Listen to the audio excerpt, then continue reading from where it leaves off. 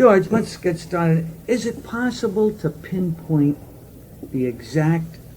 down the exact point in time when you became consciously aware that you could make people laugh?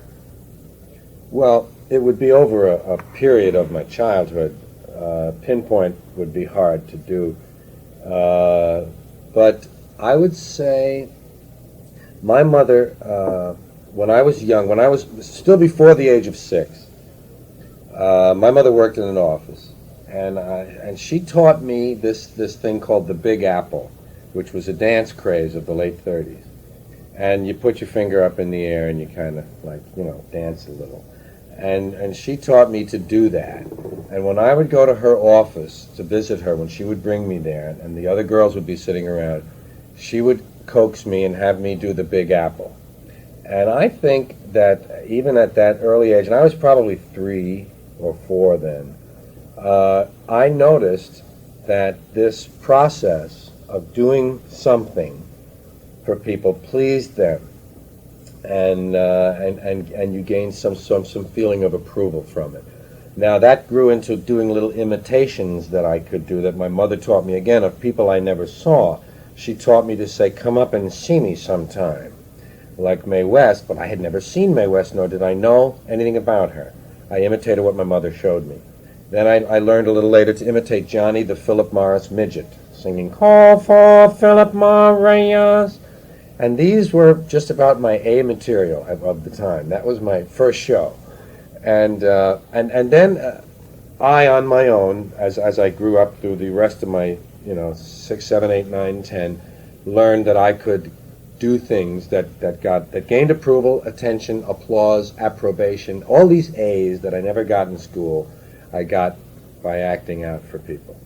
How long after that do you figure you decided or made a conscious decision that you wanted to do it for a living? Well, I can pinpoint one thing, which means it came before this date. This was in 5th grade, when we had to, now 5th grade I was 11 years old. We had to write an autobiography. Naturally, 5th grade I think is a good time to look back over one's life and sum up. So we wrote these little autobiographies. And the last page, we were supposed to tell what we thought our futures would be like, or what we wanted them to be like. And I said on mine that I wanted to be either an actor, impersonator, announcer, comedian, or trumpet player. And it was clear from that to me that I wanted attention, that I wanted to stand in front of people and do something that gained their approval. You say it was clear to you. You feel that you understood even at that time, Yes. or you? No, I understood at that time, or I wouldn't have used all 5 things like that. I would have thrown in boxer You or became policeman. consciously aware. You say, "Hey, I think I need attention." Yes, I think I like this process. I don't know how much of... I know needing attention was part of it because my father was not present in the home. My mother was not there because she worked all day. Children don't interpret that as in reasonable terms. They say, "Hey, nobody's here. What's going on? What's wrong with me?" So I learned that I could gain people's attention and approval. It's necessary that you take that step, the next step, because you can get people's attention by throwing yourself through a window too.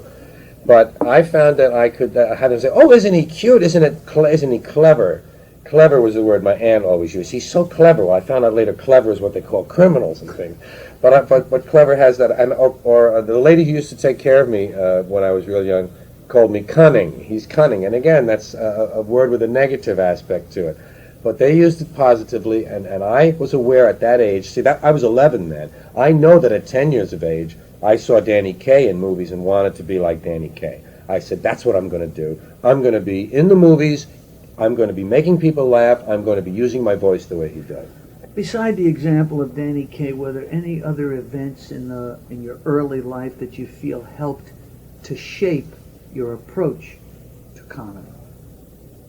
Well, no, I don't think so. I think at that time it was still a question of comedy becoming paramount to me.